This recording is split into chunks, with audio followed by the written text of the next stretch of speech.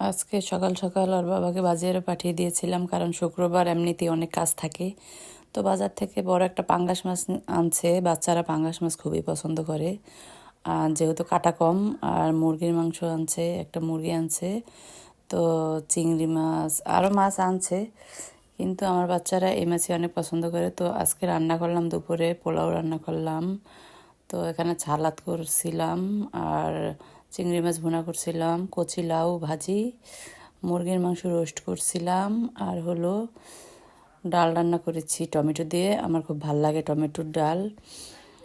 তো বাচ্চাদের পছন্দ অনুযায়ী রান্নাবাড়া করে খাওয়াতে পারলে মনটা অনেক ভালো লাগে।